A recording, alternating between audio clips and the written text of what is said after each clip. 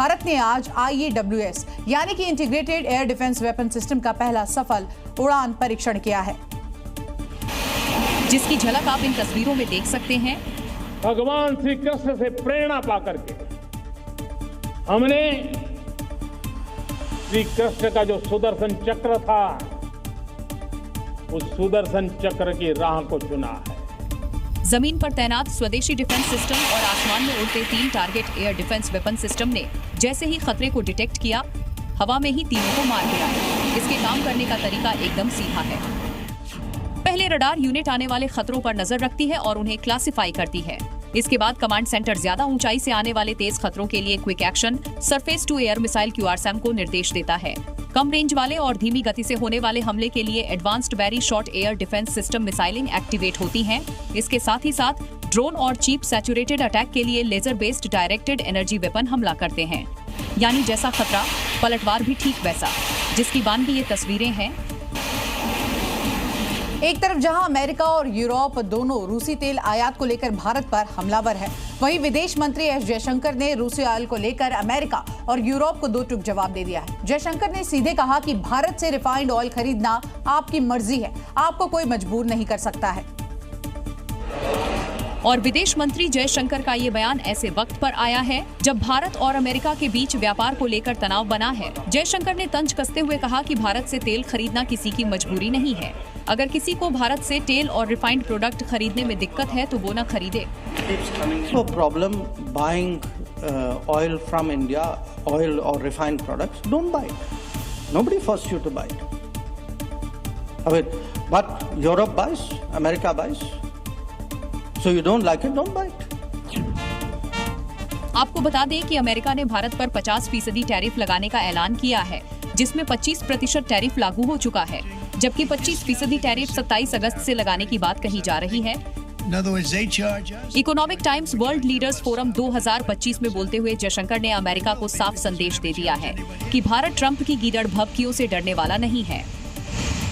बिहार में चल रही वोटर अधिकार यात्रा के दौरान राहुल तेजस्वी अलग अलग अंदाज में यहां पर दिखाई दिए। पूर्णिया से जब ये यात्रा शुरू हुई तो राहुल गांधी और तेजस्वी यादव ने बुलेट की सवारी की। इस दौरान दोनों नेताओं का अनोखा अंदाज भी देखने को मिला। हजारों की भीड़ के साथ सड़कों पर दोनों नेताओं ने बाइक दौड़ाई, लेकिन बुलेट राजा वाला ये अंदाज क्या महागठबंधन को गद्दी तक पहुंचा पाएगा? क्योंकि बिहार की राजनीति एक बार फिर करवट लेने को तैयार है और सबसे ज्यादा चर्चा में है राहुल तेजस्वी की जोड़ी। देखिए कैसे दोनों नेता पूर्णिया की सड़कों पर बुलेट दौड़ा रहे हैं।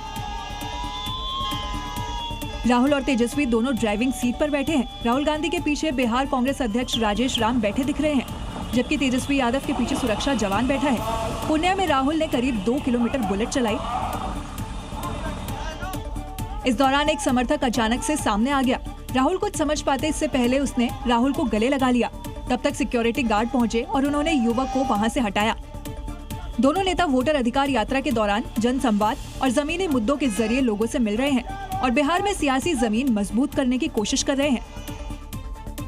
राहुल गांधी तेजस्वी यादव के साथ वोट चोरी के मुद्दे को लेकर बिहार की यात्रा पर है। दोनों मिलकर बीजेपी और चुनाव आयोग पर तो जमकर यहां प्रहार कर ही रहे हैं, लेकिन सीएम फेस को लेकर भी कुछ कहने से बच रहे हैं। तेजस्वी तो राहुल में भावी पीएम की छवि देखते होंगे, लेकिन तेजस्वी को लेकर राहुल गांधी की चुप्पी समझ से परे है।